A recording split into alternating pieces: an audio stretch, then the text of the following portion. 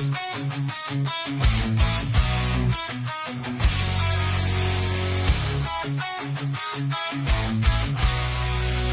white thunderstorms, we ride on the back of our truckers in a fearless stride. Sons of dawn, hearts made of fire, conquering lands, fueling our desires. Roaring engines and lightning in our eyes. United we stand, our strength won't compromise. From the east to the west, we sail every road. We're the Valhalla warriors, never feel alone. Landscapes of freedom, beneath open skies, the promised land where our spirits arise. We battle the storms and tides of the sea. Now we've arrived in the land we're meant to be.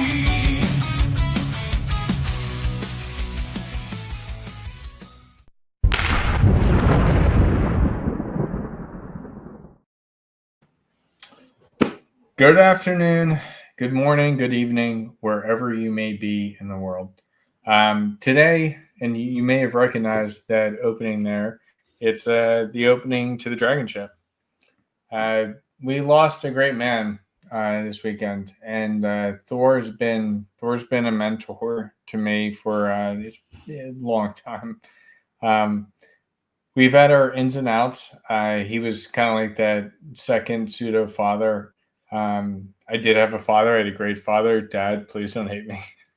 But, he's like that second mentor that you never knew you needed to know. And that's kind of gone. And so I kind of just wanted to get some people together. I wanted to have conversations about some of the lessons that Thor has taught us throughout the years. I know I've got his book right here, and I want to go through the 7 Ps. I've got some of the other guys' books. I've got both AJ's and Paul's book here. And, right in the middle there, you got the Frozen Castle and Trump are the deal, because, most important things. But, no, in all seriousness, I really want to go through this, and I want to hear everybody's experiences with Thor, some of the greatest lessons that maybe other men nowadays can learn from. And just roll with these great lessons and commemorate a guy that I viewed as much as my father as I view my own father, which I think is brilliant. So Kevin, how we doing, brother? Personally, I'm doing well. It is a sad time. This is one of the shows you don't want to have. The space of men's communities did lose lost a great man on Sunday. He had a long battle with brain cancer and some other health issues. And so hopefully he's at peace. And it's going to be a long time before everybody gets back to normal, because Thor made an impact on a lot of people's lives, myself included, even though I didn't have the opportunity to know him that long. But the short time I did get to know him, he was a great mentor to young people, young men especially. And he had a passion for helping, and he had a passion for watching men be the men they want to be. And you don't find that much anymore.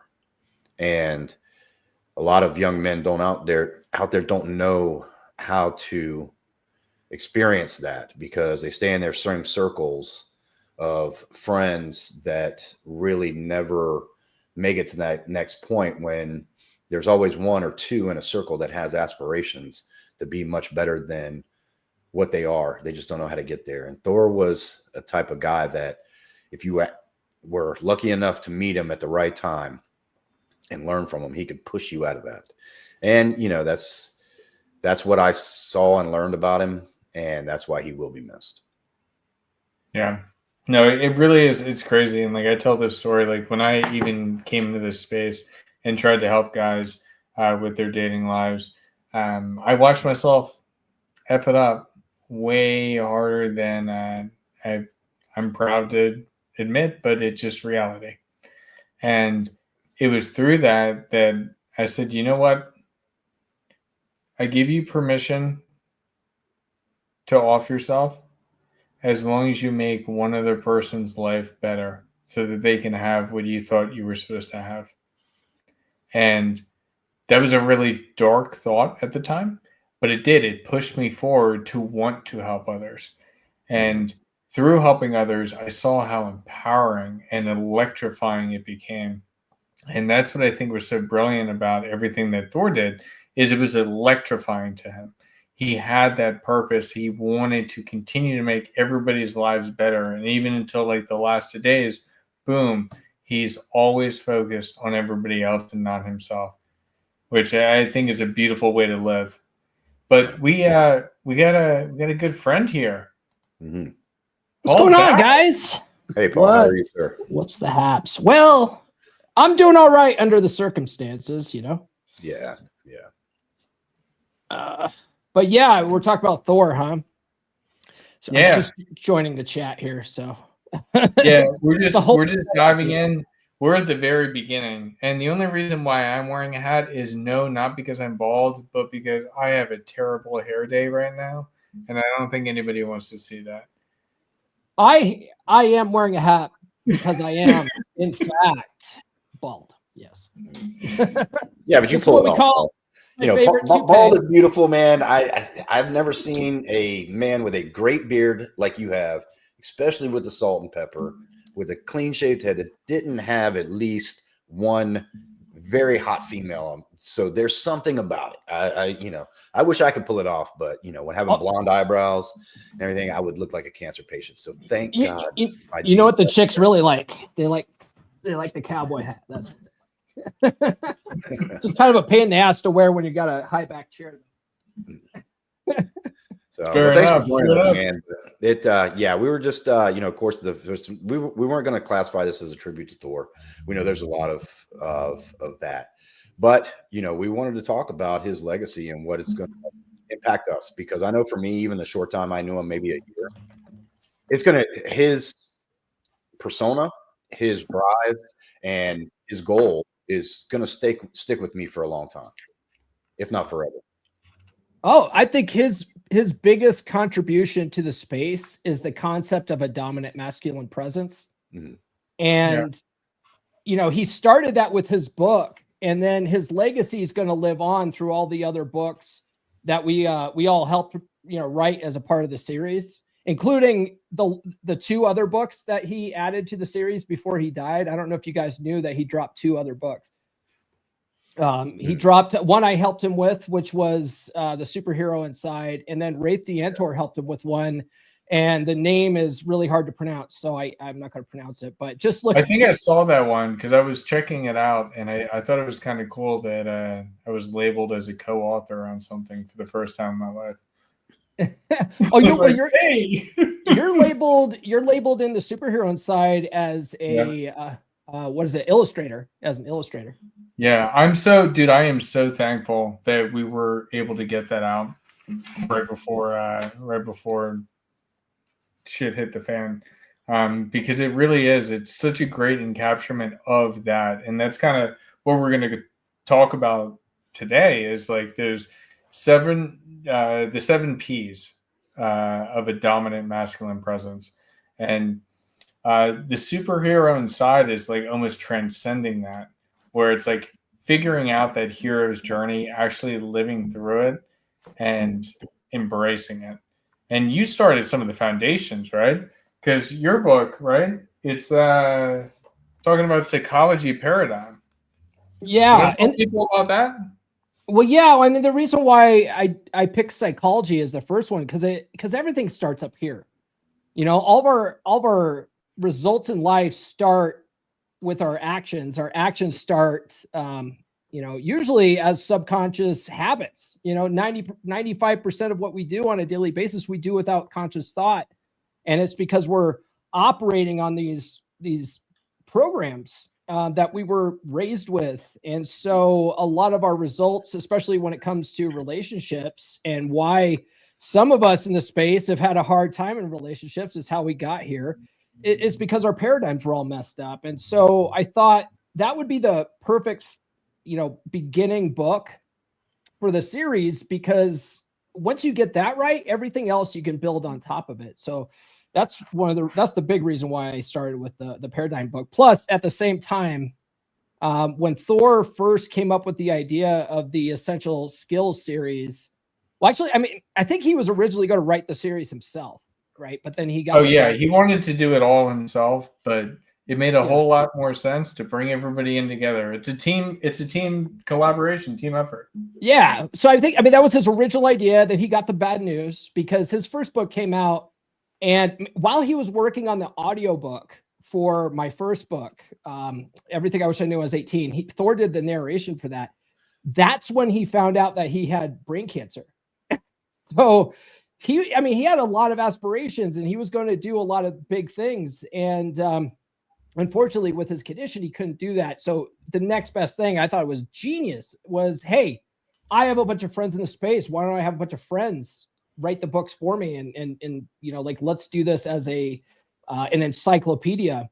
And so when he first brought that up with us, at the time, I was actually reading a book from one of my mentors, Bob Proctor, and Bob Proctor is like the master of paradigms, and I was like, man, what a perfect, almost serendipitous thing is I'm sitting there focused on studying paradigms, and Thor comes up with this idea, and one of his 7 principles is psychology. Like, why don't I just do a whole book on paradigms?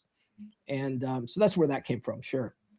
I did. It's fantastic. And like, I just think about, I think about so many times, like back in MLD's community, when I first heard Thor talk, and like, as he's like trying to talk to these guys and trying to get them to understand certain things and just challenging beliefs. And I think that comes down to psychology. It's the framework. And so like, what makes you think you deserve that, or what makes you think you don't deserve that? It's identifying that in yourself and then being able to navigate and improve and navigate, just get through that path, whatever route it may be, to get you to that end goal. And I think a lot of guys, they have so much trouble with not just going through that journey, but then also even determining what that journey means to them or what it's supposed to be. And I think that Thor really, and especially in this book series and in his books as well, he really does a good way of laying it out, of how to kind of figure out that basis point. Because I do think that a lot of guys tend to be lost for too long. Yeah, well, his methodology there of asking those types of questions, it's the Socratic method of questioning, right? Because if you can tell someone something all day long, right? But that it won't resonate with them in the same way that it will if they come up with it themselves.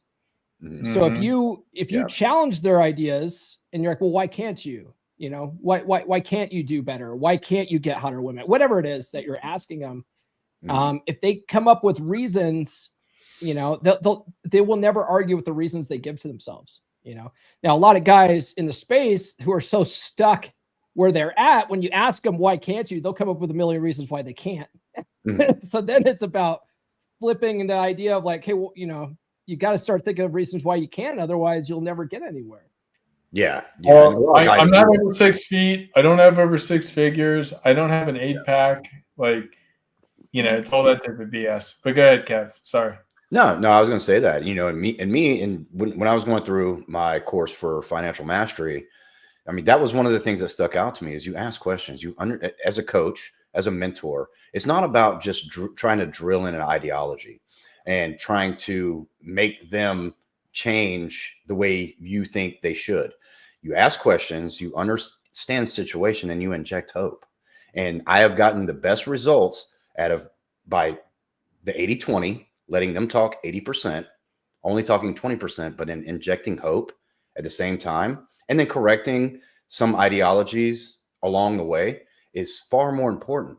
But you see so many mentors out there that says it's my way or the highway, or you got to do this, you got to do that, or you've got, like, especially when it comes to women, okay, she's not yours, it's just your turn. The 3 6s, 6 foot, 6-pack, 6-figure, and there's 3 other ones. I'm not going to go into that right now. But if you tell that to someone that's 5'9", that's a little bit overweight, you crush their willingness to try at all, because they don't, okay, well, I'm not that, so I'm just stuck in the World of Warcraft life that I have friends in. But if you start saying, why can you and how can you, instead of what's stopping you, you start to get a lot better results and a lot better answers from those young men.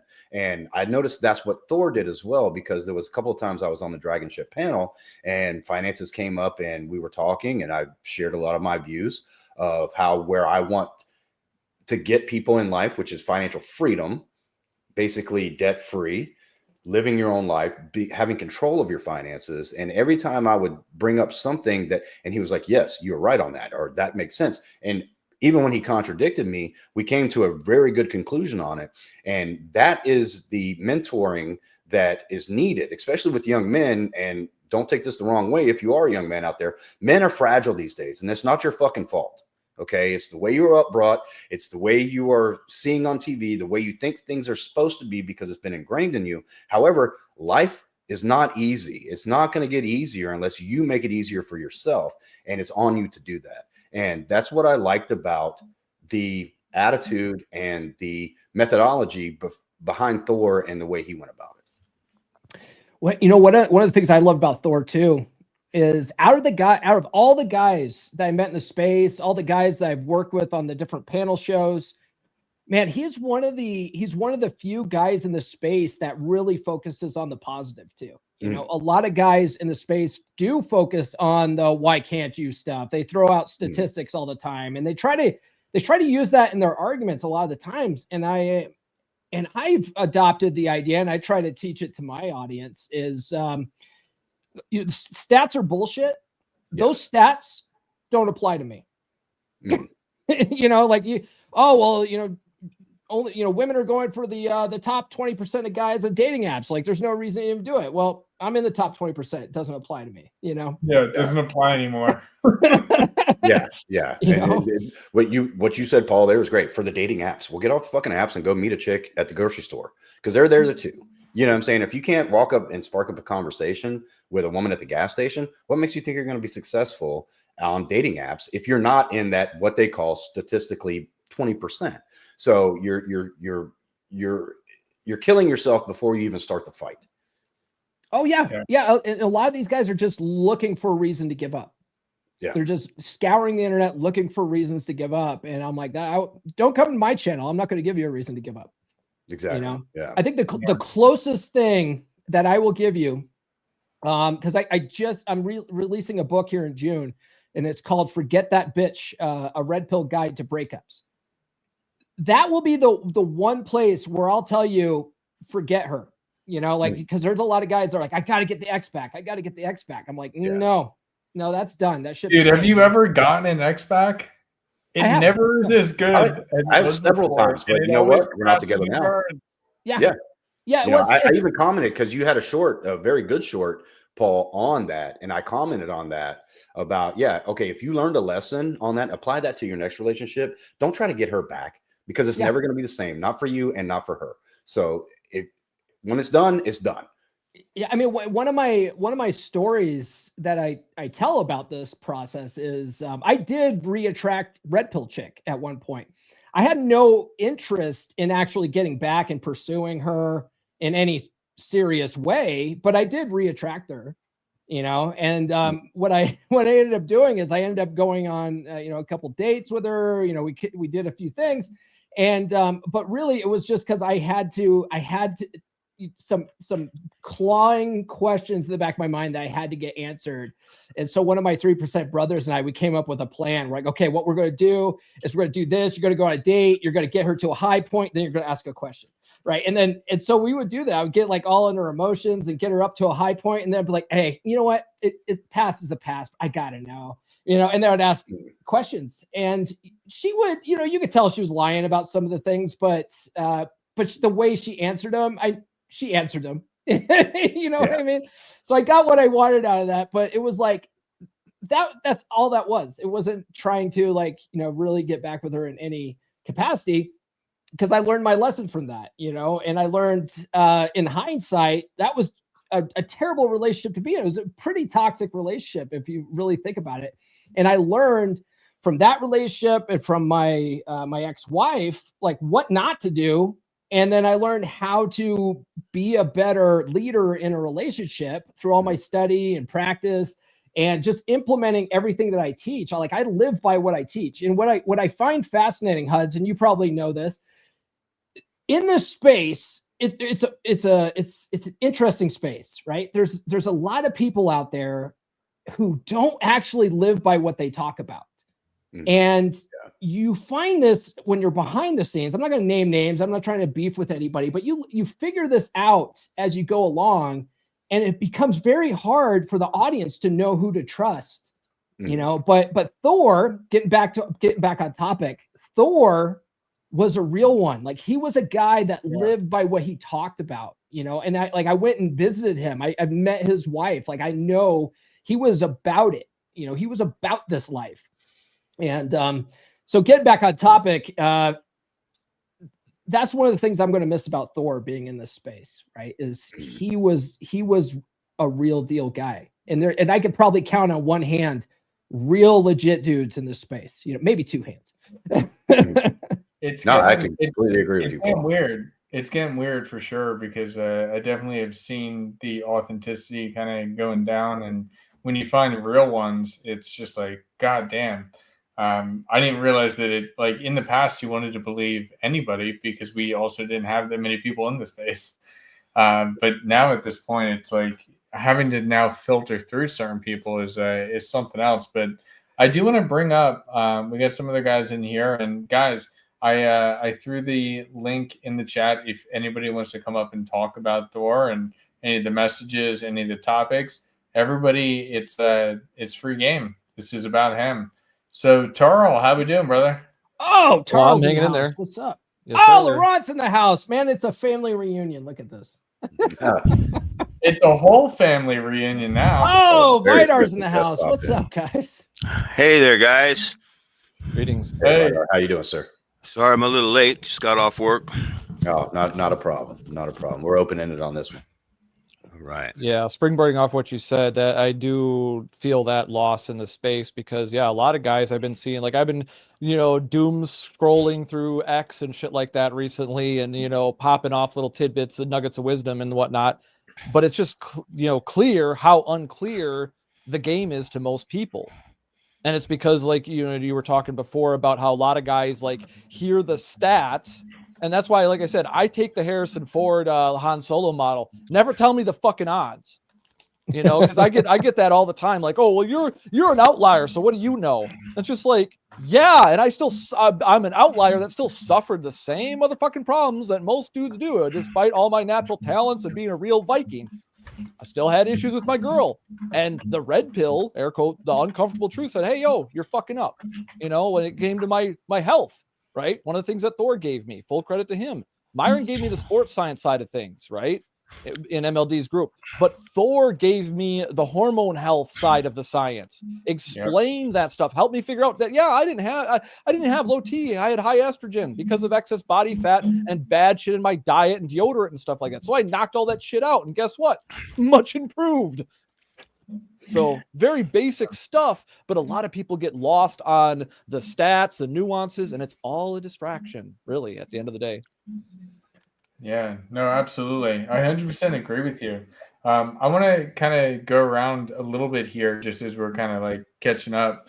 Laurent, I want to hear your favorite Thor story. You take me by surprise. Actually, the first time I heard Thor, I was in a tumultuous relationship, and he mentioned what happened to him, and it really, really resonated. And what I do remember is I saw the journey that he did. That, as you said, he walked the walk. So then we had a conversation. That's right at the inception of the dragon ship, and he was very like, yeah, I've been in your shoes. I know how you feel. Get on board. That was it. Like, okay, cool, done. It was very matter of fact because I could hear in his voice, I saw in the testimony in his story, and it all resonated. You see, Paul mentioned something like a lot of the guys in the space are fake and phony, but with Thor, you could hear that okay, he's been in the shoes of a lot of people. He's walked the walk, and he wants to share his wisdom. So that's really what stayed with me. I love that. And that's something that I think that all men need to learn in time is how to speak in that way that Thor did. I don't know how he was able to do it, but I didn't really question him a lot.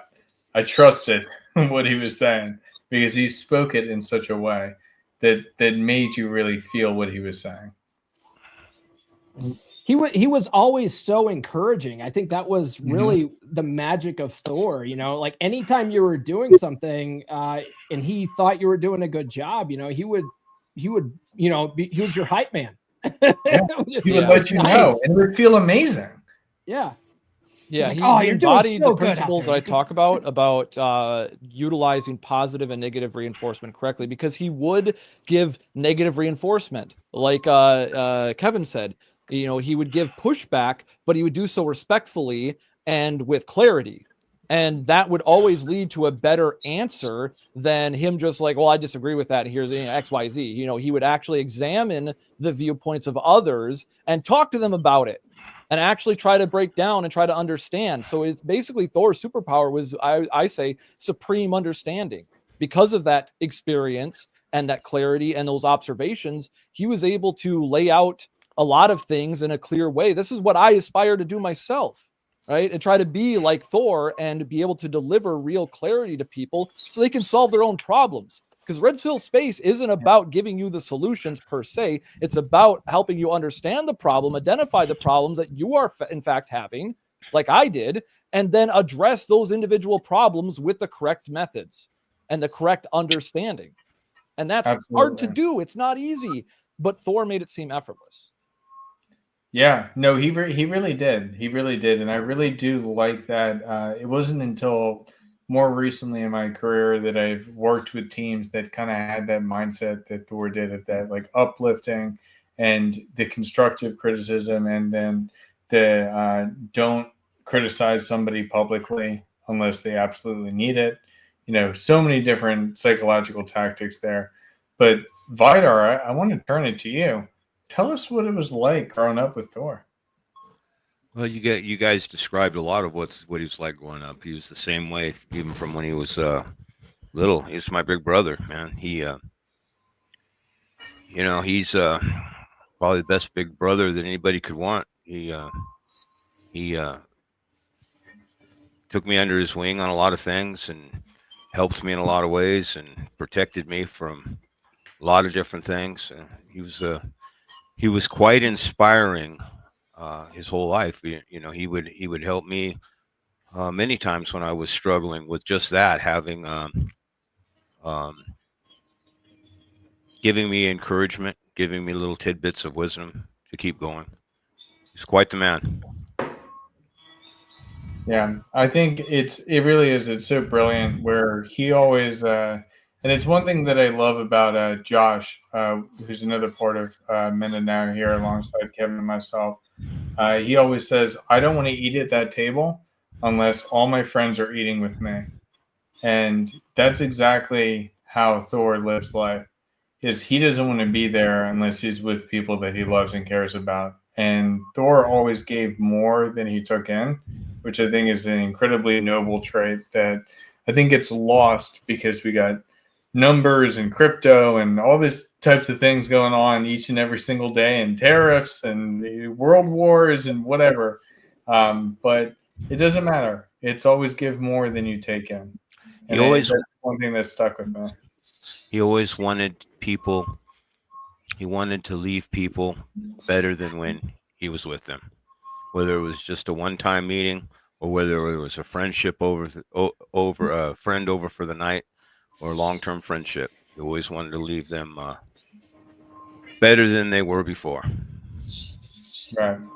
And that's a special trait to have nowadays, especially in the space, because Red Pill did start going down a negative hole, in my opinion, just my opinion. But it's evolving, and that's what I preach on. That's my book that I've been working on for almost 2 years, is going to be evolution from the red pill. And I think that's what Thor wanted. He just wanted to help. He wanted to leave a better impression of yourself than you had before. And I think that's what's great about it. And this is going to be a little long-winded, guys, so bear with me. But this is why the space can be so important. You know, about 4 years ago, I was on YouTube after Alpha M and How to Beast, David De Los Morenos, great guy, still watch his stuff, even though it's very redundant. Found a guy called Rich Cooper, Entrepreneurs in Cars, kind of liked what he had. He mentioned a thing called the 10%, a group that they had. And so I wanted to jump on board, check it out. Within 3 days of being in there, I met a guy named Jaron Scott, met another guy named Bentley Ham, and then met another guy named Josh Beasley. This is about 3 years ago. And it's because I wanted to take the next step. Instead of just watching content, I wanted to be a part of a group. And then the 10%, they had their setup, which was a Facebook and a monthly meeting, which was great. After the third meeting, I had gotten so close to Bentley, who normally ran those meetings, that he wasn't able to make it. He had been pulled over. He called me up and said, "Hey, man, I can't. I'm going to send you the link. Can you run the show?" And dude, that gave me a confidence that I didn't even know I had, because these meetings would have up to 30 to 40 people in it. So I threw something together real quick. We had a great meeting. And then from there, we progressed. Me and Bentley have met in person. Me and Josh have met in person since then. I've since parted ways with 10% a long time ago. However, by joining that group, I got to meet Jaron Scott, which we're still regular friends, which introduced me to Alex, which Alex introduced me to Thor. And that's how building this network of just taking that next step of maybe getting out of your comfort zone to join a group or join a community can metamorph into what we have now. And that's what it's all about, is networking and learning and meeting, learning from people, leaving people if you have to. But then if I wouldn't have made that step of joining the 10% 3 years ago, I wouldn't be in this group right now with you great men.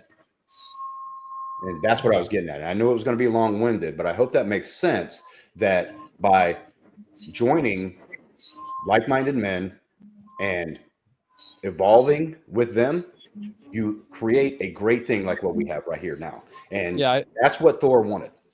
Yeah, I said something because I was commenting on something that Gia said about networking, and I said, yeah, a lot of people don't seem to understand like networking. Like they talk in the RP space and whatnot. Your network is your net worth and all that. They talk about it a lot, but I see a lot of people that think networking is basically going around pitching people for your ideas and your business.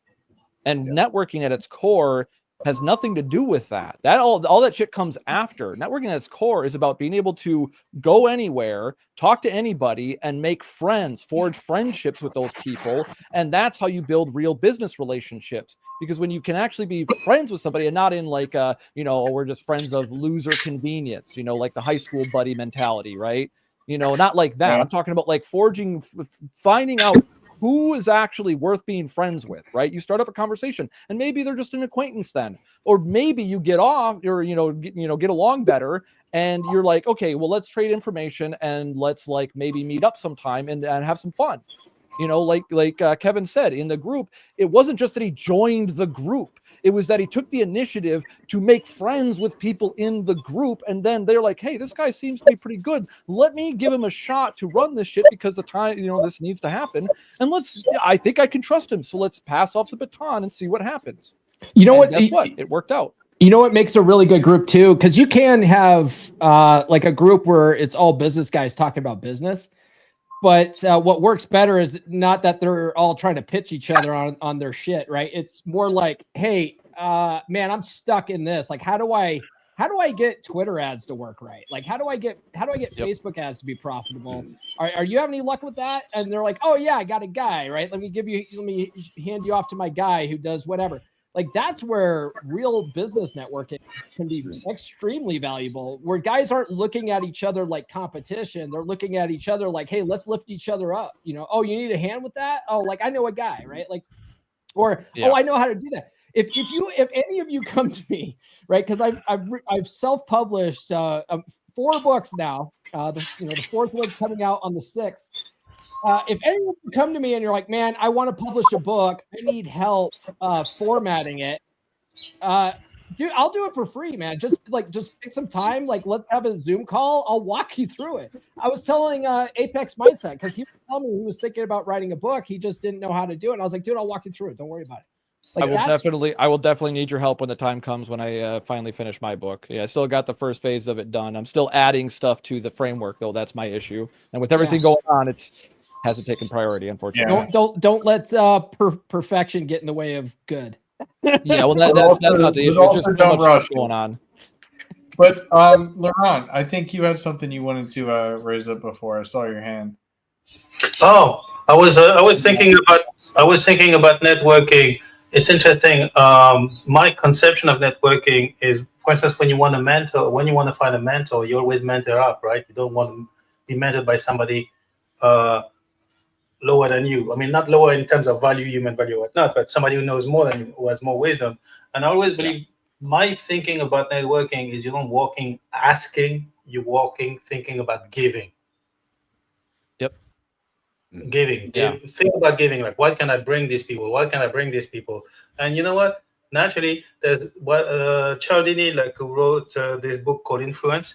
He talked about the Baha'is. You know, the Baha'is, like in airports, they come and they give you flowers, and then next thing you know, oh shit, I'm gonna have to buy their book now.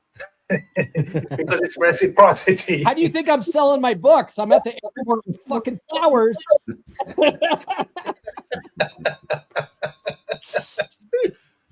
Well, that's very true. That's like what Fresh has talked about on the podcast before about adding value.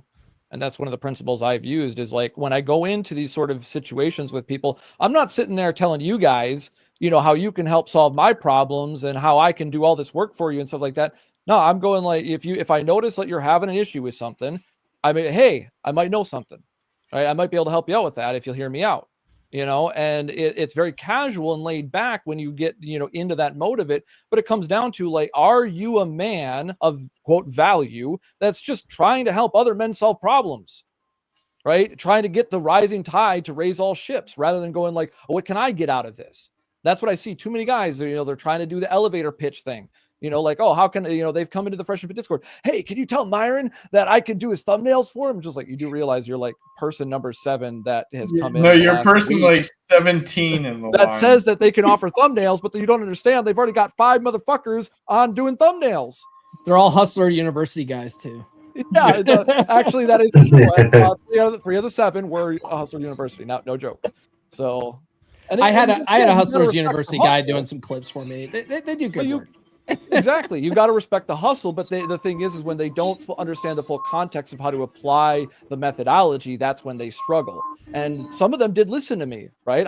There was like 2 guys out of the 7 that I talked to about this. That I said, you do realize that, this is kind of a bad framework to be operating from, because you're trying to solve a problem, but you're also doing it to solve your own problem. And a lot of manipulative people are going to do that. So if you're elevator pitching people, they're immediately going to be doing the, like, what the fuck? This motherfucker is just thinking about himself, pretending to think about me.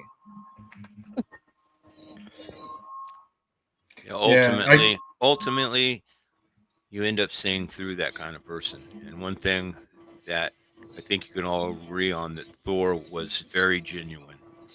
He helped people without the thought of wanting something in return, but ultimately knowing the universe would return it to him.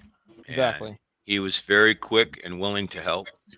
I know back when we started years ago, 30, 40 years, 35 years ago or longer, when we started jiu-jitsu, and he would go to, after a while, he was going to Torrance because he could drive down there, and I wasn't being able to afford it. So he would come back in, he would teach me, and we'd work out together. After about 6 months of training, he told me he wanted to start a jiu-jitsu club where we'd have more people, more different bodies to train with. It would help them to learn jiu-jitsu. It would make a nice club, and we would benefit from it, from being able to train with guys with different body types. I told him I didn't think I was ready to start teaching. And he said, that's the beauty of it, is it's going to make you ready. It's going to make you a better practitioner. You're going to be a better jiu-jitsu player, because now you have to think about every move and how to teach them. And it's true. His little wisdom there was 100%. You start teaching in a lot of different things. You may know it, but once you start teaching it, you quickly start becoming an expert at it. So he had that wisdom there. But he also had, Rorion Gracie told him one time, that was back then, he said, in 10 years, Americans are going to dominate Brazilian Jiu-Jitsu. And he asked him why. And he said, because you Americans can't keep a secret. And that was absolutely true with my brother. When he would receive a gem of wisdom, he was very happy to share it with someone who would want it, including with jiu-jitsu. We didn't realize it at the time until later on that Gracie Jiu-Jitsu, they would teach you moves that they would keep very quiet, that they knew how to defend. So you didn't learn this stuff until later on, and as a black belt, brown belt, that there were actually sneaky counters to their moves that you could watch some of their early videos and see they weren't teaching you that way. And that's where our culture is different. As soon as we'd learn that move, we'd want to teach our friends. And that summarized how Thor was, that he wanted to teach, didn't keep secrets, didn't hold back. Oh, if you want the real secrets, you need to buy this. If you would ask him, you just sign up for $1,000 a month to my exclusive program where the secrets have all been found out for you. Yes. That's called business. Yeah. Well, and there is a right way to do it. There's a right way and a wrong way. Like, because that's another one of those fallacies that people will say is like, oh, well, you're grifting because you're making money. It's just like, no, when you're scamming people, that means that they're not getting what they're paying for. Right. And the thing is, when you have a majority, like, there's always going to be some people that don't get value out of the product. But the question is the majority actually getting something out of it? And if you go to a lot of these places, doesn't matter what the community is, most guys actually do get some value even out of the places that are more or less almost overtly grifting. But people don't want to bring light to that, because what is the real point of the accusation? It's to discredit. And it's not based on real discrediting information, because otherwise it would be specific. It's broad generalization to say, nope, you just don't know how it is. I know the real truth. And that's just the human need to be right. Yeah. Well, no, let me say a little bit more, maybe explain it a little more what I'm saying. He didn't give information out to people that didn't want it or didn't come to him personally. But he was very willing to help those of his friends and people who did come to him. Very well. Yeah. And well, it's the same thing. Like I said, his programs are fantastic, and to buy them or to get coaching from him was well worth it. But all of his information is out there. You just have to take the time to go through everything to get it, you know, or you could get it all concise in one of his programs or books. But if you were one-on-one with him, you talked to him, he was very easy to reach. And that's the way he always was with friends and everyone. He always left men better than when they arrived. And that's why he was my biggest issue. That's one of the biggest lessons that Thor taught me. Mm-hmm. And it also is kicking me in the dick in my business myself, because I want to give too much and I don't charge enough. Like that guy, Paul Bauer over there. I don't know what he's up to. Some crazy courses and changing people's lives. I don't know. It's there's an inherent nature that Thor had to just share as much as he possibly could. And he didn't care about money at the end of the day, because the money was not what was important. And I just think, going through so many years, the Dragons memberships, doing the presentations alongside some of the special courses that we did, Like Game 9000 was so much fun.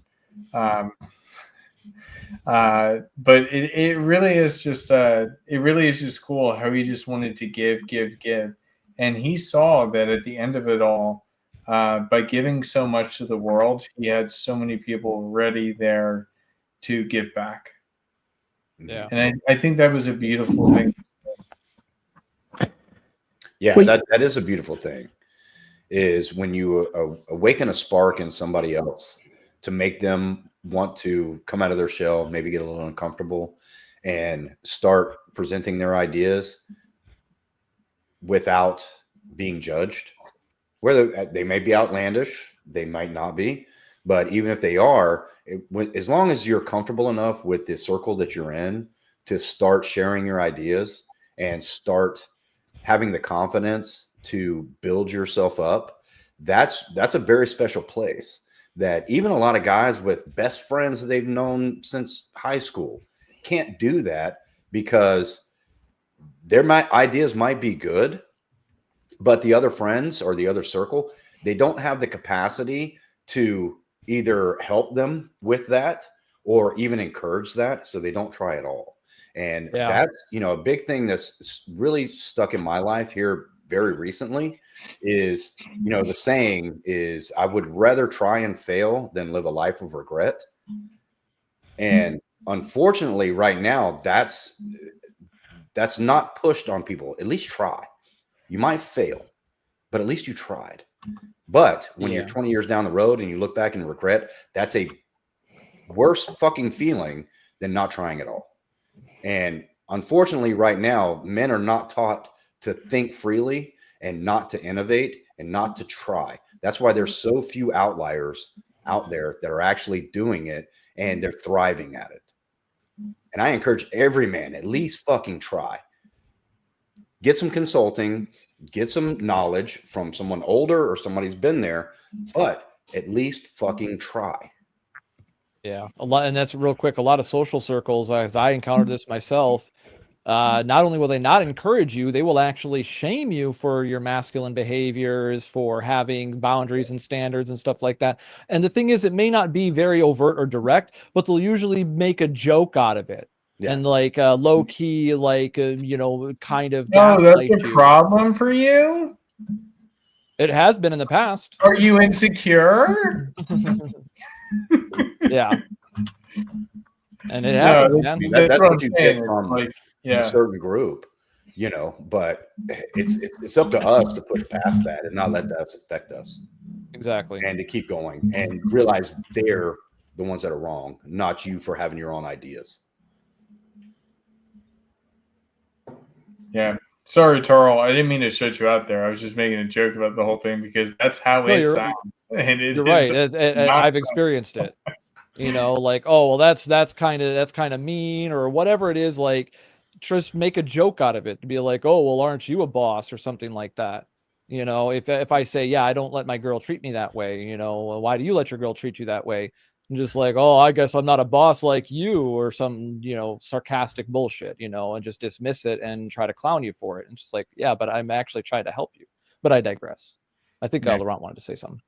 Yeah, I think Laurent, you had something to share there, or are you in the middle of a trade that's going to make you another $5 million? That's right. I'm back into trading. For the longest time, I didn't want to trade.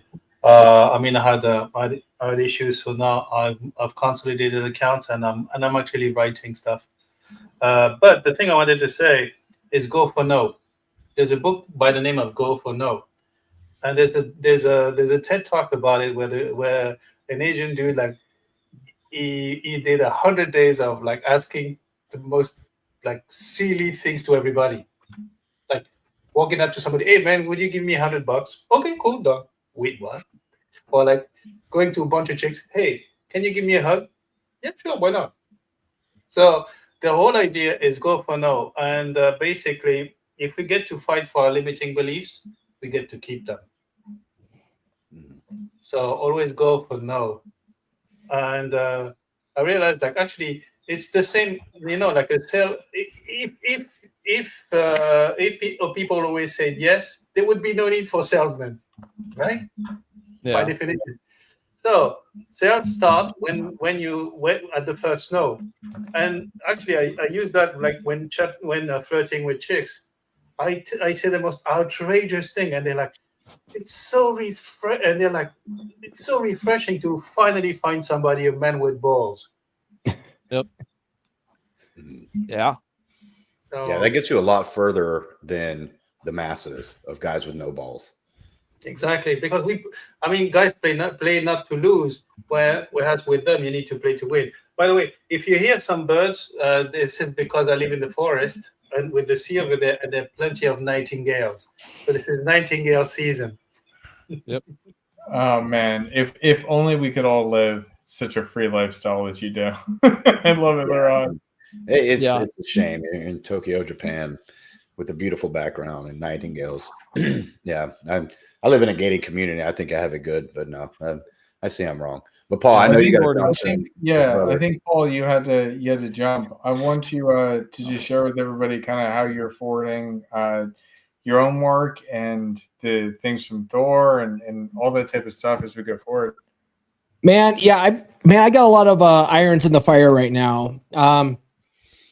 Obviously, I've been coaching dead bedroom guys for a long time now, and I have a book on that. This Saturday, I have a workshop for guys that are in long-term relationships that need to rekindle that spark. So that's happening this Saturday. But for guys that have just gone through a breakup, a divorce, a long-term relationship. They can't stop thinking about their ex, but they know they need to move on. They just can't stop thinking about her. My next book is coming out here on June 6th. It's called Forget That Bitch, a Red Pill Guide to Breakups. It's the second book in my Red Pill Guide series. And for a limited time, because you guys need to get over your ex, the best way to get over her is to get under 10 other bitches. I've got my my dating course that I came up with a couple of years ago. We're taking $100 off of that. I'll drop that in the chat. And that's good until Friday at midnight. Oh, it doesn't look like I'm able to comment that. So I'll drop it in the private chat. Maybe one of you guys can share. Yeah, I'll go ahead and copy it over. Yeah, but $100 off until Friday night at midnight. You guys can take that course. That one, the secret sauce of that course is showing you guys how to use Facebook proper and Instagram to actually source women, because a lot of guys, they hate the dating apps. And where I'm at, I'm out here in cow country. There's no cold approach in the cow pasture. That's what the name of the course is about, because I had to learn how to meet women online, because meeting women out in town was impossible. I live in rural ranch country. When I go to the supermarket up in Cedar Edge, it's all retirees and old people. If you go to the bars, they're always deserted and dead. There's never anything going on. So meeting women organically, they're all online. And a lot of guys hate the dating apps. I get that. So I show you how to source women like your Amazon shopping for chicks in this course. And it's $100 off. Take advantage of that. Okay. Other than that, I think I'm going to be streaming with MLD in an hour. So tune into MLD's channel, and if he's streaming, I'll be on there. It's like he recently moved, so I don't know what's going on with that guy. And then otherwise, tune into the podcast tomorrow. We're going to be talking about why you can't get over your ex. So that's what's going to be on the podcast tomorrow. Good stuff. Good stuff. And you're streaming, what is it, every Monday, Wednesday, Friday, or have you upped it? Yeah, every Monday, Wednesday, and Friday at 10 a.m. Eastern time. Absolutely. Just do a search for the Come On Man podcast. Okay. Come On Man podcast. Well, thanks, All right, Paul. guys. It was great to have you in here. It's And good talking great to you guys. Thanks.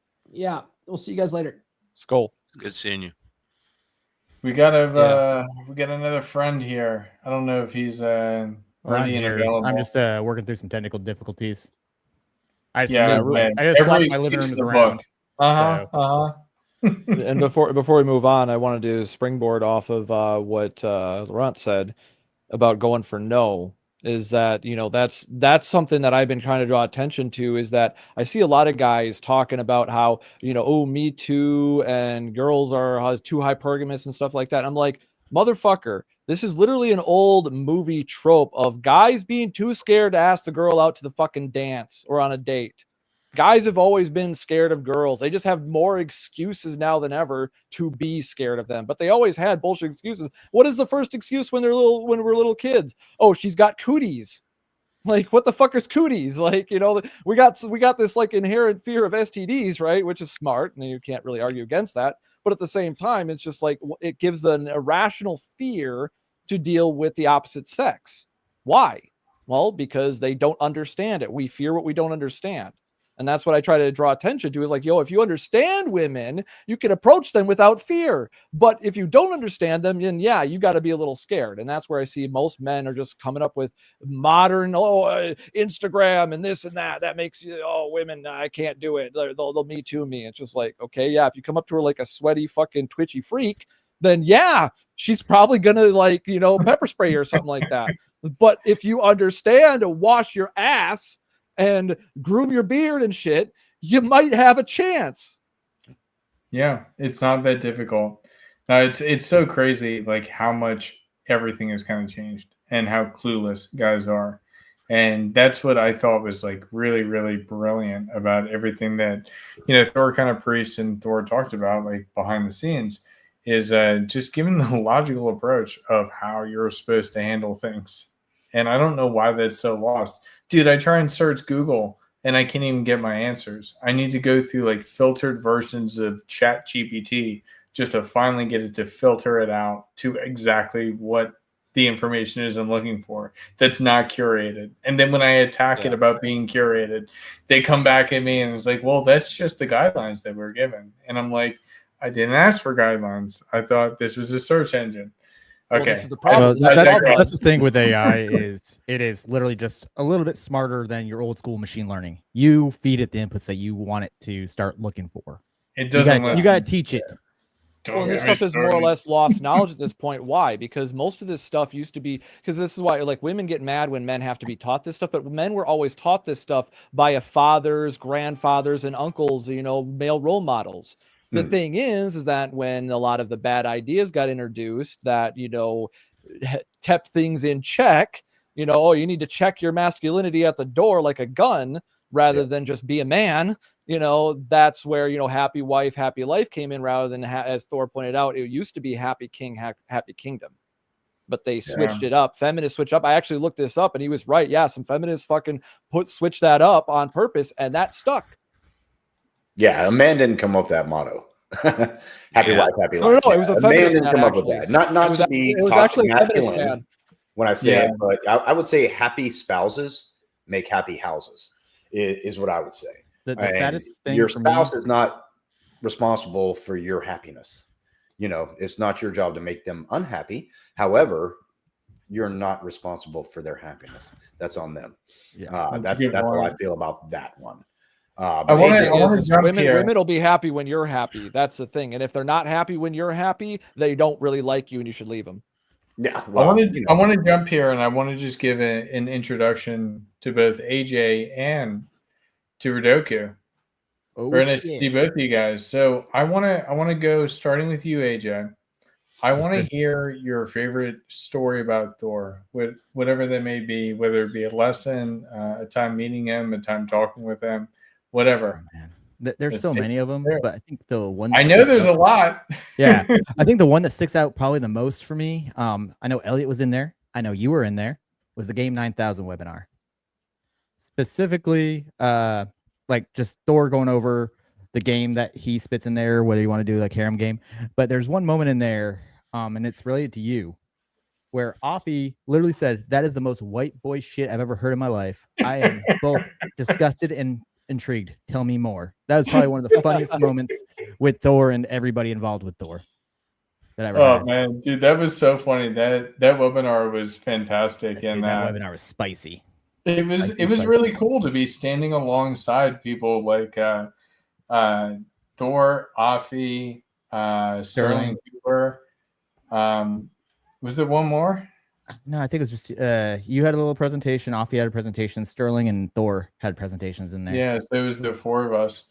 And it was just so cool to like finally stand alongside the people that have kind of like trained you and coached you and like gotten you to the place that you are, and then have them look at you like an equal. I mean, I think Yeah. that's something that every man kind of deals with, especially with their father, reaching that certain level where they can actually have their father see them on the same level playing field. And And it's I really think hard for a lot of guys to get there. And I think I finally felt that when Thor invited me onto the dragon ship, which then that in turn opened up the doors to start doing like D&D with Vince and Rolo and those guys. So, All right, anything else you want me to Rodoku. share, or I'll give it to Elliot.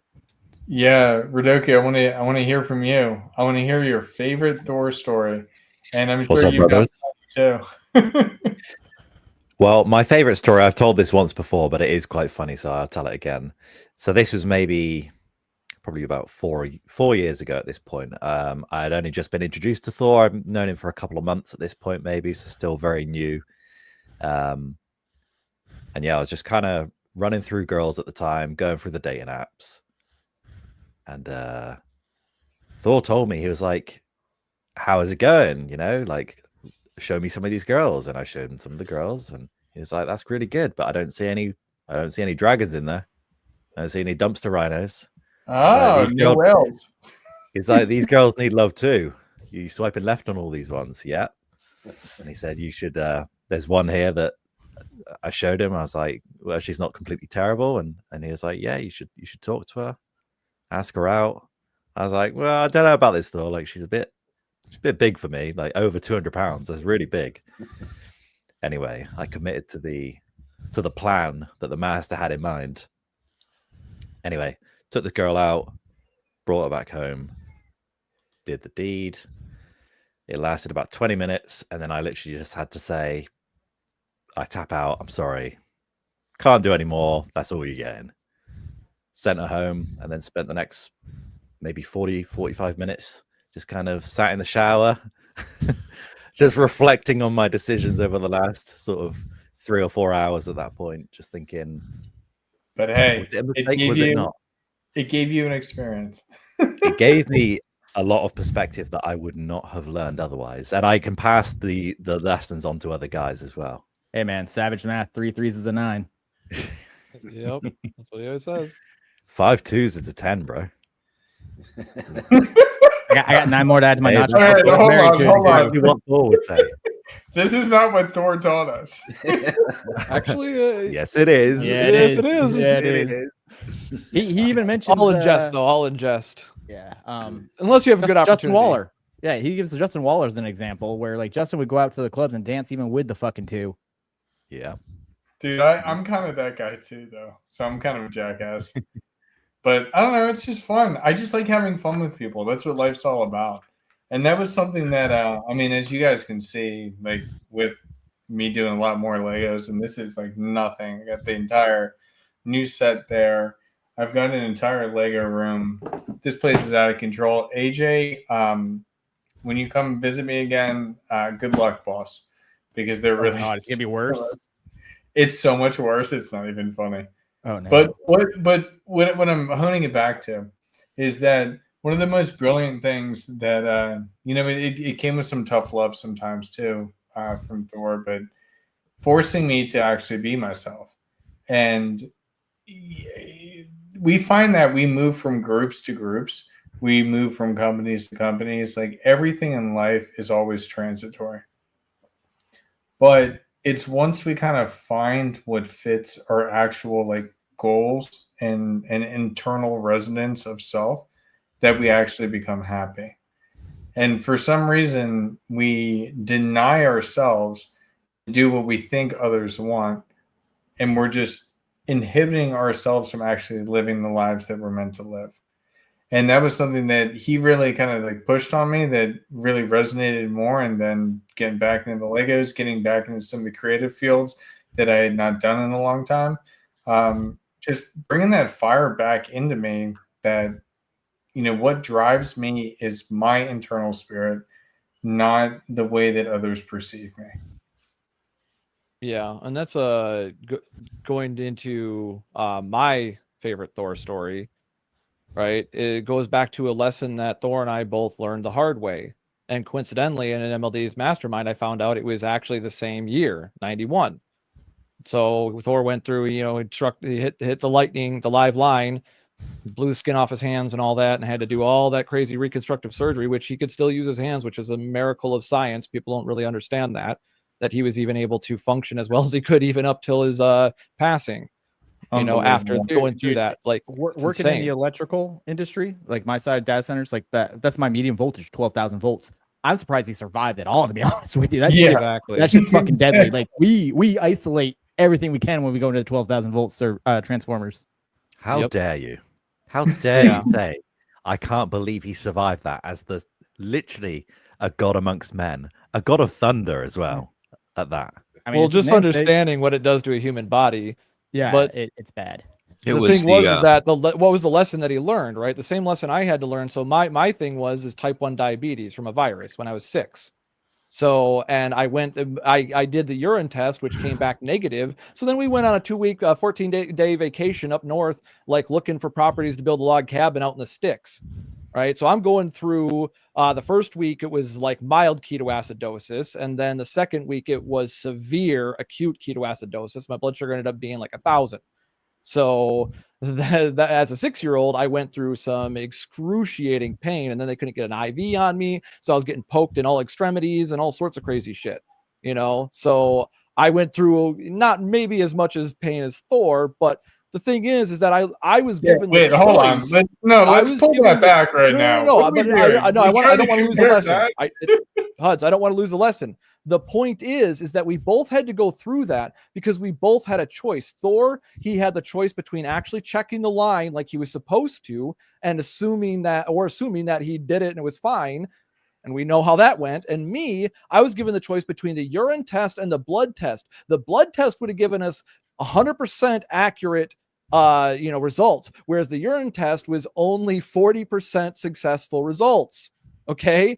And because I didn't like needles, I had to basically go through that. And now to this day, I still have to take injections. So me being a kid that was afraid of needles, the lesson is that if you avoid the short-term discomfort, then you may end up experiencing long-term discomfort, delayed gratification. And that is a harsh lesson that Thor and I both had to learn at the same year, but it's a valuable lesson. And that's my favorite Thor memory, was when I got to share that, realizing that in the moment with MLD's Body Language Mastery Mastermind after Thor gave his presentation. So, and we kind of bonded over that because when we both realized we both went through incredible physical turmoil, to say the least, and at the same time, despite the difference in our age, we kind of like, hey, yeah, man, we know the struggle. Yeah, very different, but the lesson is still there. And it's funny that you say that too. It's like, just because I didn't like needles, I actually have a piece of skin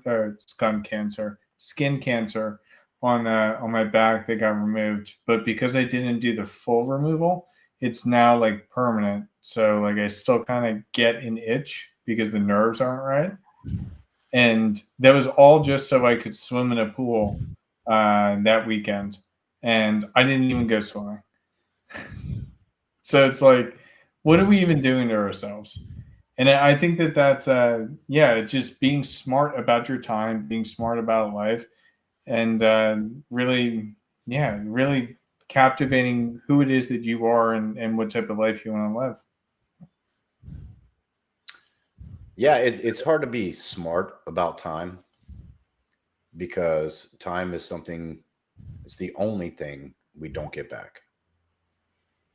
And I don't mean to be morbid about this. The passing of Thor showed us a lot of that. And Vidar, I'm extremely sorry for your loss, sir. Thank you. But knowing him led me to you. Now we're friends. And I talked about it earlier, like reaching out, using your time wisely, using your time productively. It helps you. It will never hurt you. And I want to share this story. I haven't even told Alex knows, Josh knows, but even the guys who met him now don't know this.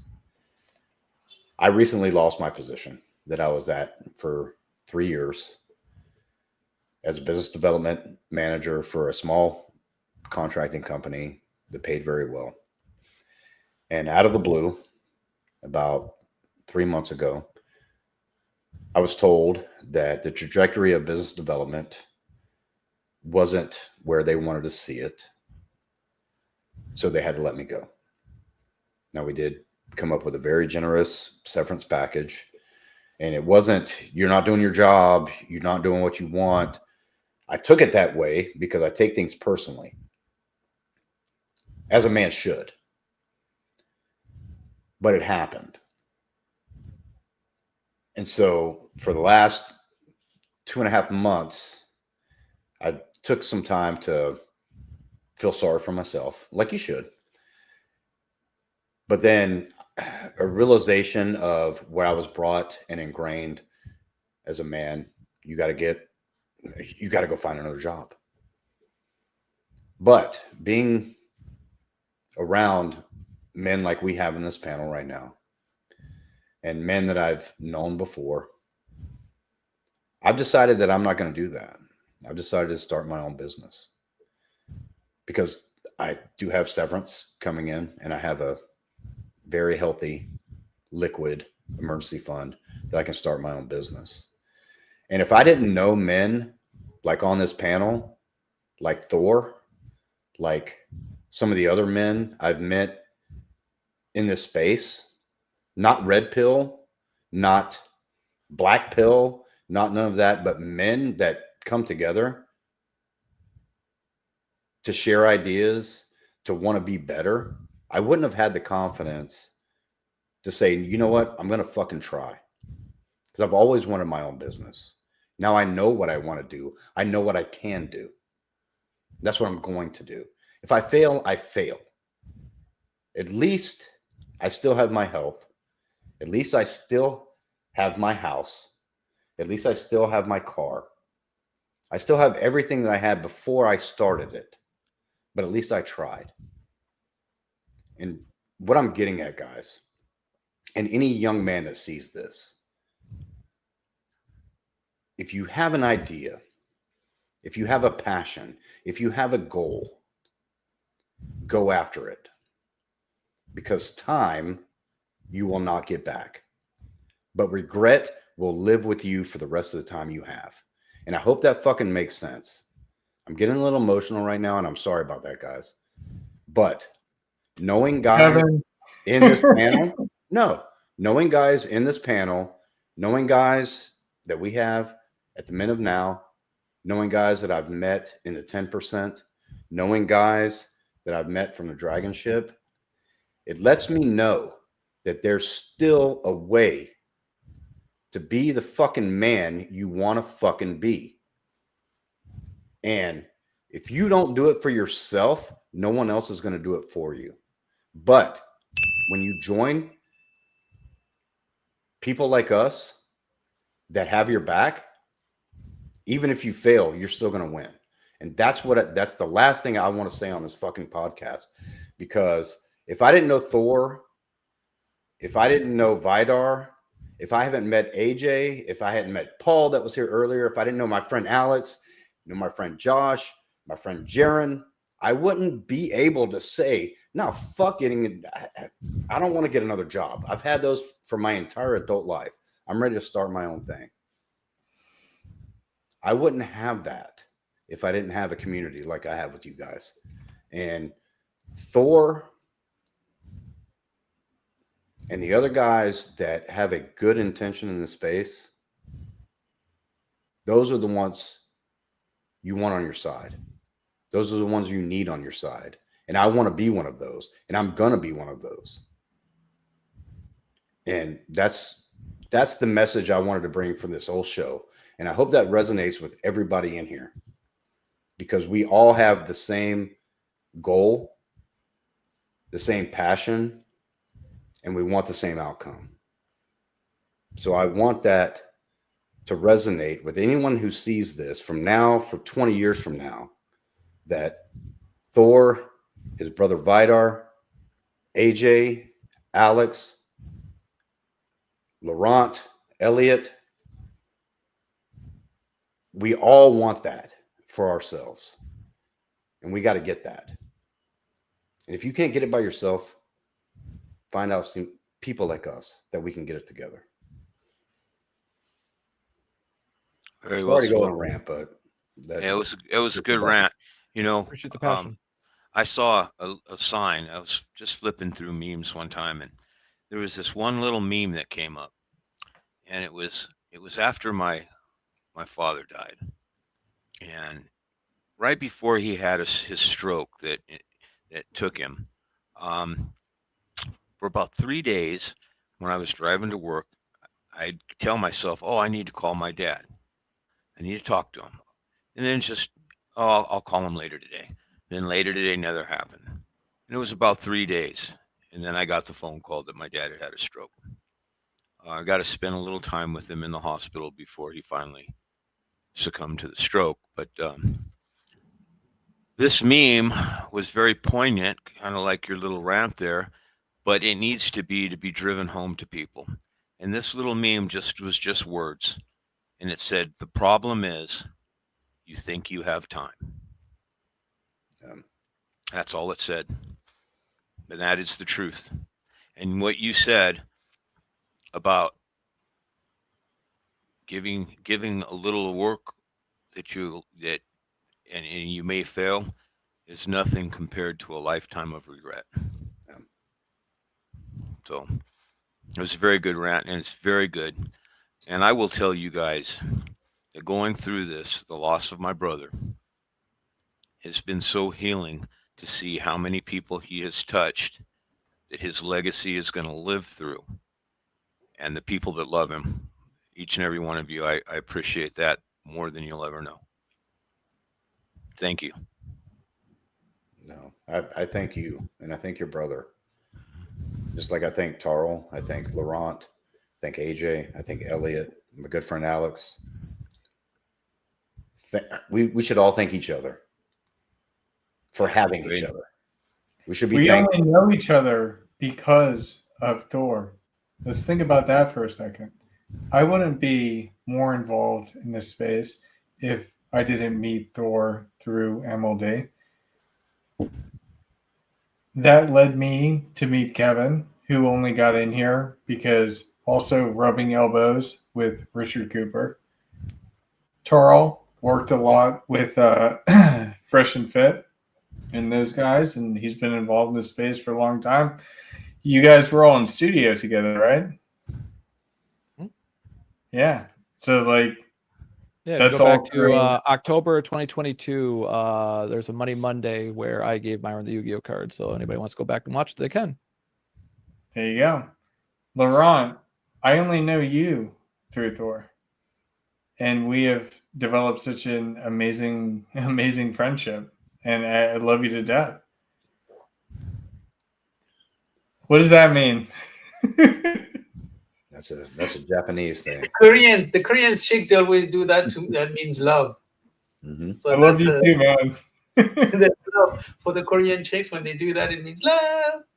So it's funny because the other day I was in the boxing gym, and this is a boxing gym where they're like where a whole bunch of pros, and I walk up to Matsuzaki-san, like, you over there. I love you. Oh, I love it. Oh, man, I love it. I think I'm going to taunt people at the gym with that. But okay, hold on. Let me land my point home. So, and then when I think about you, Elliot, it's like, where did our relationship really develop? It was through the Dragons membership. And then when I look at AJ, like, AJ, you came on to the Dragon ship after I had been on before. And then you were part of it. And then I came back on and we developed a relationship right off the bat. So if I look at each and every single one of you here, all of you exist in my life because of Thor. That's a beautiful thing. The same thing can absolutely be said for me, as I've met all of you because of Thor. Yeah, and that's another one of those things like you mentioned before. We should be, thankful. And that's one of the things that I remember Thor talking about on one of the last episodes where he spoke when we were doing a podcast with Glenn. was talking about gratitude, right? Thankfulness, right? That's the thing. That's one of the reasons why I've been able to kind of have that abundance mindset all my life, is just due to the gratitude that I have for what I do have. That's the thing. Like I've been poor growing up. I've been poor most of my life, but I've been very wealthy. I've had time. That's the thing. I've had time. I've been given time, and I've used that time to learn many, many things about the world that are true. And that has led me to making friendships with people like Thor. You know, it didn't just happen by accident. It happened through a series of decisive decisions to improve myself, and getting involved with communities like MLD's Mastermind. Because I didn't get involved because I was trying to learn body language. I already knew all that shit, right? That actually just let me know that MLD knew what the fuck he was talking about. The thing is, for me, I wanted to do what he said. Oh, if you also want to get introduced to multimillionaires and learn from them, I'm just like, yes, that's what I need to learn. I need to learn about money, because that is the one of the 7 P's that Thor talks about that I am lacking in technically. I mean, I know people say, oh yeah, I invested in a nice studio, but once again, this is because I'm good at min-maxing. It looks far more impressive in terms of what it actually looks like versus what it actually is. Don't want to ruin the illusion or anything like that. But once again, this is what I do for work, starting my own business now, you know? So I actually have a decent studio that I built with that knowledge that I've accumulated. And that's the reason why Thor wanted me involved with this project. I wasn't involved to get in the dragon ship. I think I talked about this over on Glenn's channel, is that Thor just told me point blank, the dragon ship was actually optional for me. He wanted me on board because of my technical abilities and what I could do in terms of growing the platform as he wanted to rebrand it. And he said, I don't know if I'm going to be able to see it through like I want to, but I know that it will be seen through no matter what, you know. And he's, by getting people like me involved, getting Glenn involved, getting everybody involved, you know, his brother, and, you know, everybody, he just always brought people together. And that's why Thor is so formidable as a person, and why, you know, we call him the God amongst men. He dominates that personality himself. But the thing is that was because he understood that his true strength was the people around him, and giving a shit about the people around him. That's the most important thing. A lot of people were more interested, like I said before, about the elevator pitching mentality. We're far more interested in ourselves than we are in others. And that's why I try to adopt the mentality of always trying to help people if they're having a problem and they're looking for a solution. Otherwise, I'm not even trying. Like, I was one of the mistakes I used to make a long time ago, but land the plane on here, is that, you know, I used to try to help everybody with their problems. Well, you can only help the willing. That's the key thing. But Thor made sure that he always made himself available when people were willing. No, it's well said. Very well said. Guys, we are getting closer to time. We can still going for a little while. Kev, you said you got to probably bounce a little bit. Yeah, it won't be long. But I want to just, you know, this has been a great show. You know, it's not one that we wanted to do. We knew it was coming. And Vidar, I hope you're at peace with it, sir. I'm sorry for your loss. I'm sure you've heard that more times than you want to hear, but I am. I truly am.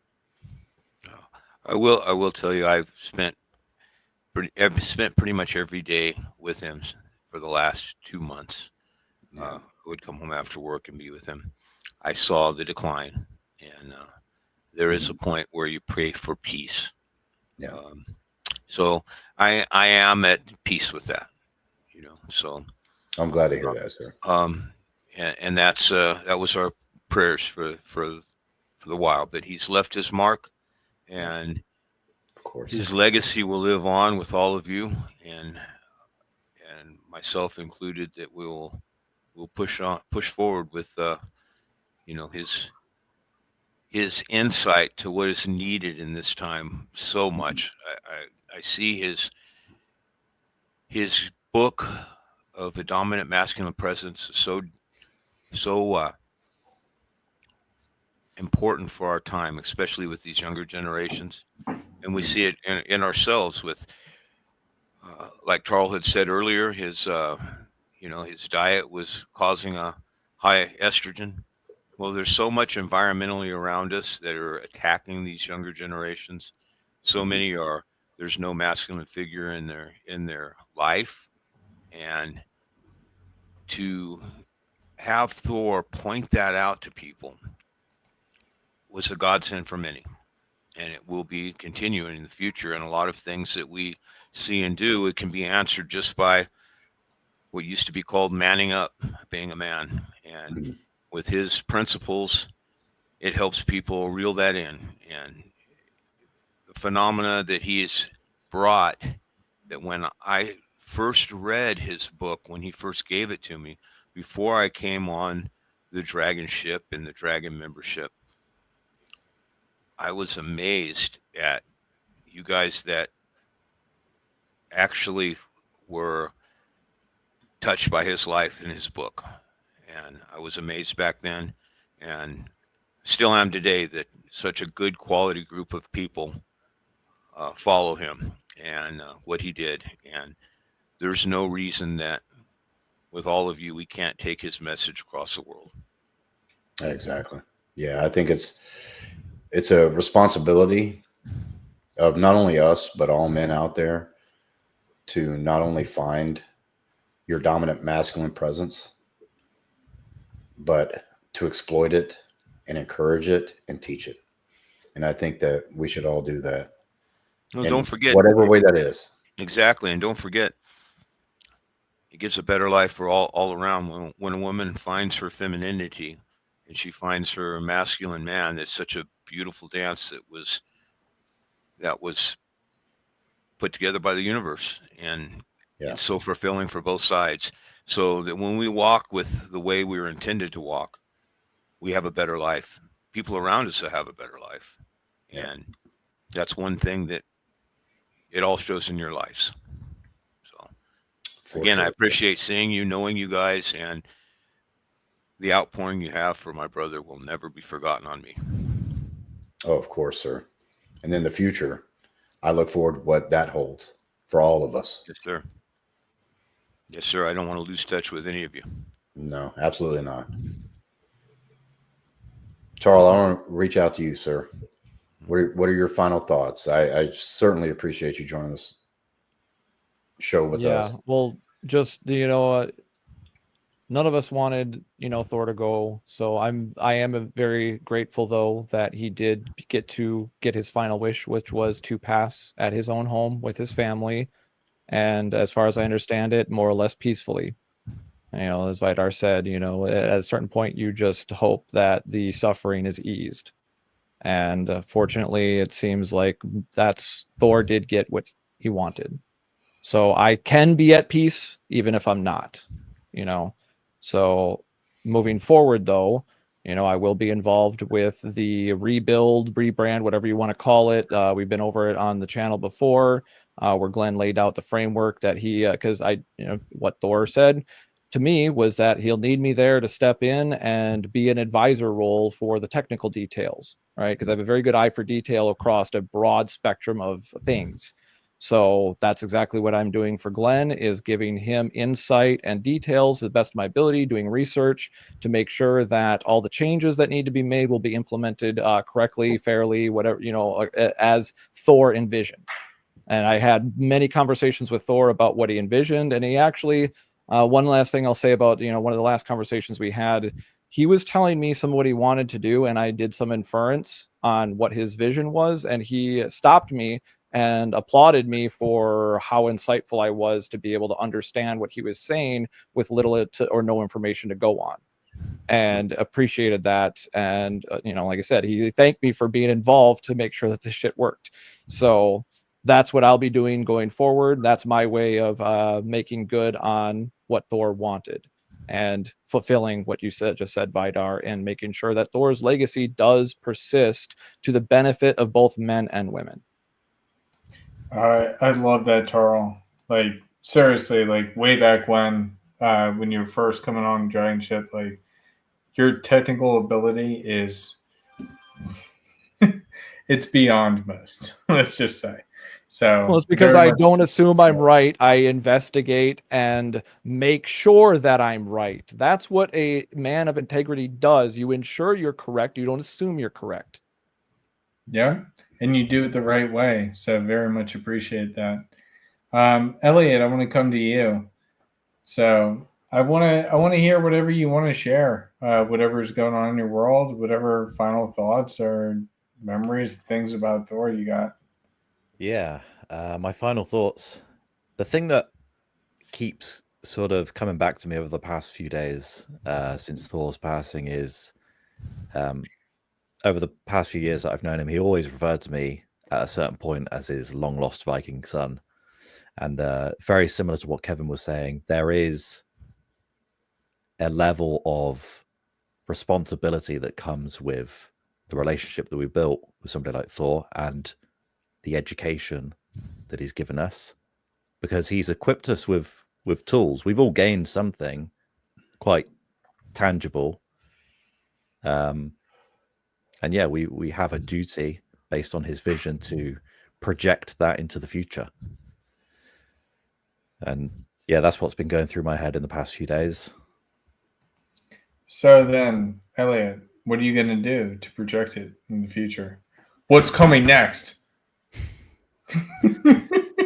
Well, it's interesting you say this. I think the first thing is to become the best version that you can be, in the same way that Yes, sir. the child is a good reflection of their parents and the parents' teachings. Very similar in this scenario is that, of course, I mean, Vidar is obviously the great example here because he's his brother. But Vidar has told some stories before, and he's certainly learned a lot.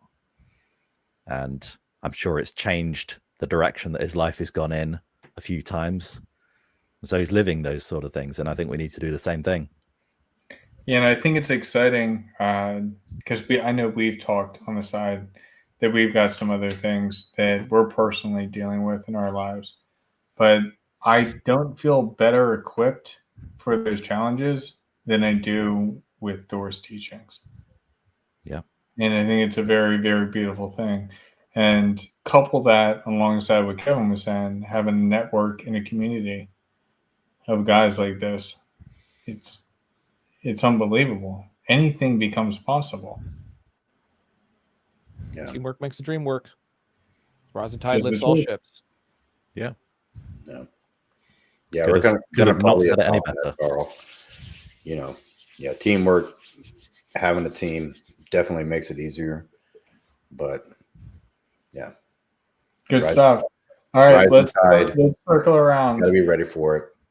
Mhm. Take the current, wherever it takes you. Absolutely, and then having the team there with you to make sure that you can ride that tide, whatever tide may come through. Let's hop to Laurent. I want to hear your final thoughts.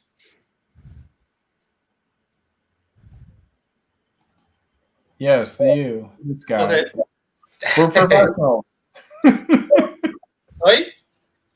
We're professionals. Oh yeah, thank you. Thank you. You know, good. The German poet used to say that there are two types of immortality. There's the small immortality or little immortality and the great immortality. And the small immortality or the little immortality is when people who knew you come to remember you after you passed on. And the great immortality is when people who didn't know you still remember you after you passed on.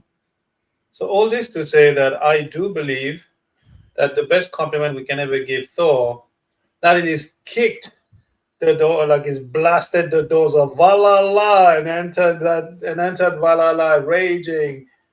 The best thing we can do, the best compliment we can pay him is to honor his legacy, to live through his teachings, and to be together, not to dismantle because he's gone, but to be together and to stay on together. Like Kevin said, like Huds said, like everybody said, we got to know each other through him. And the best thing we can know is, oh, now he's gone. Like, okay, now we go back to do our own things. No, I don't think it's a good idea. I think the best way to honor him is to stay together and to write the next chapter together. Ad memoriam. This guy's on to something. Very good thought. Yeah, Very I good love plan. it. Sticking together through So thick and yeah. thin, through disagreements, through agreements. You stick together. You know, you stay I on mean, the how path. did we get here? We got here through disagreements, being told we were wrong, going through different courses, going through different communities. Iron sharpens iron.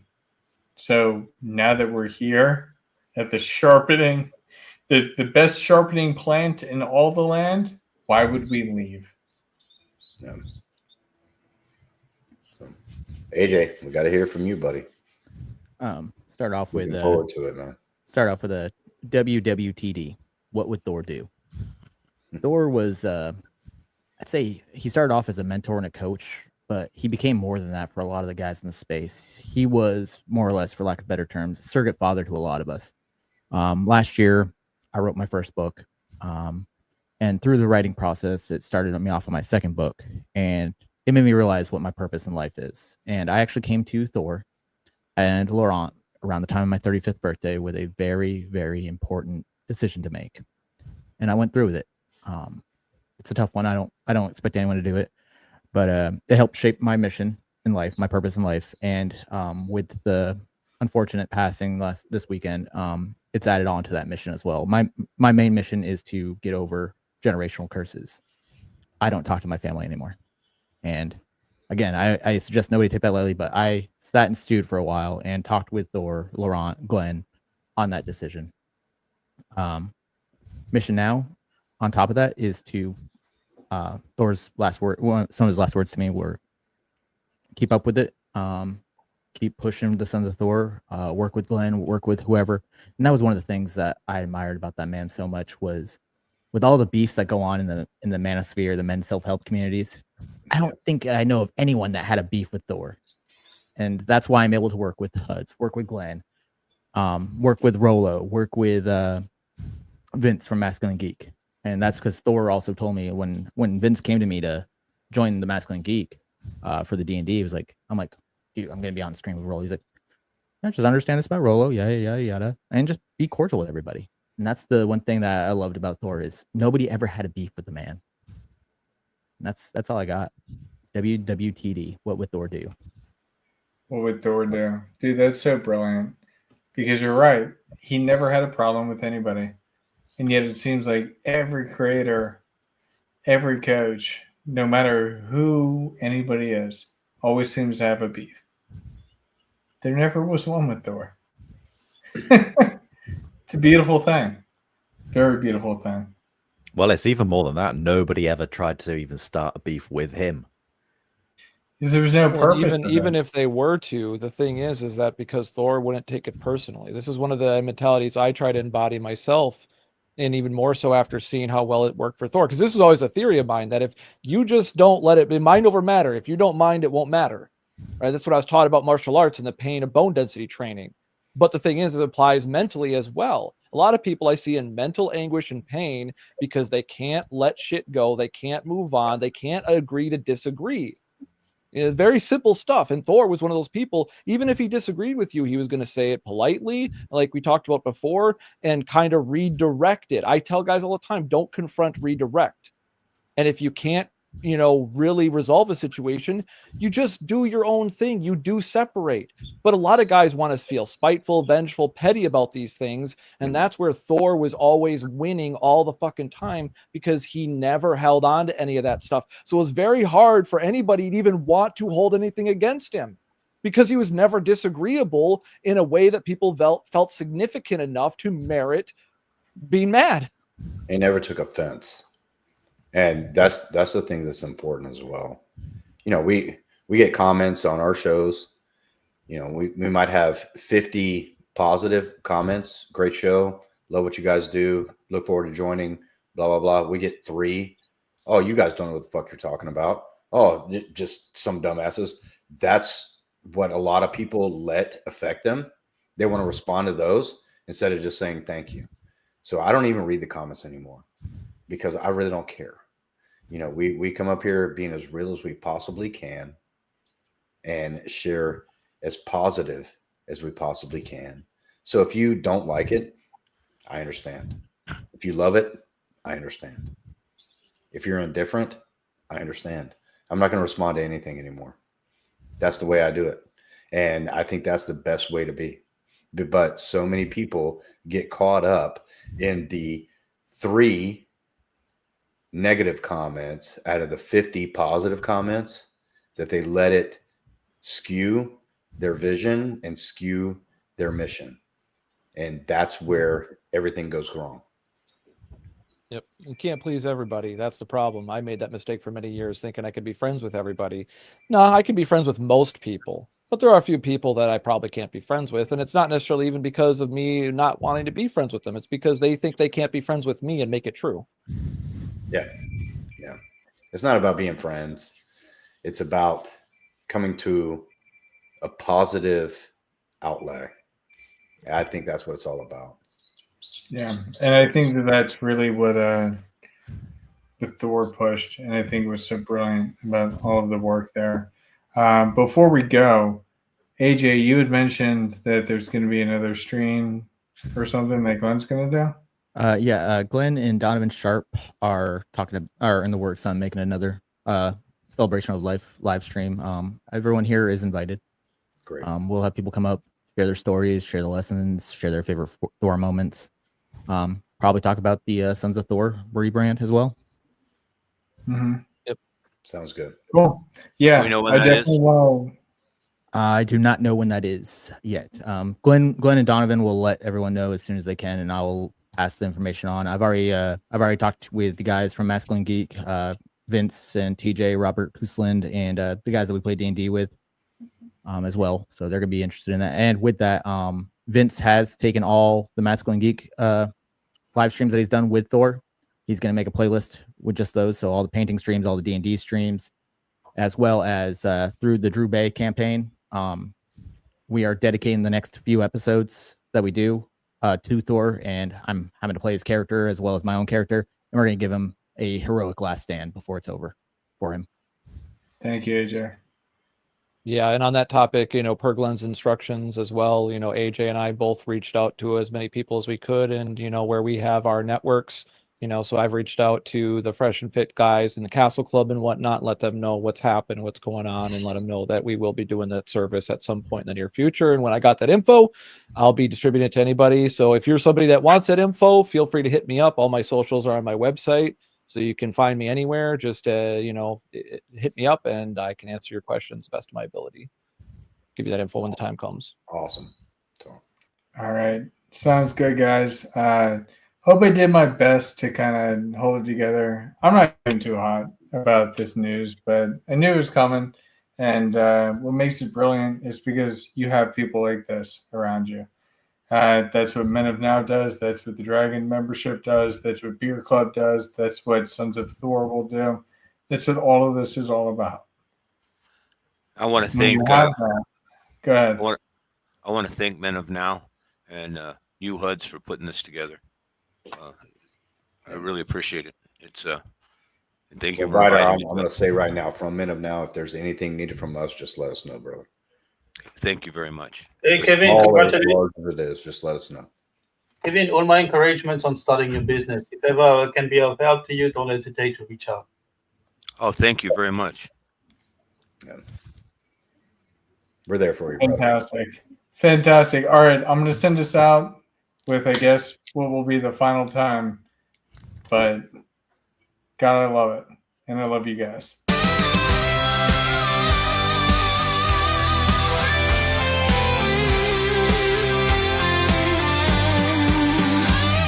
On waves we fought to war, brotherhood sword to sword,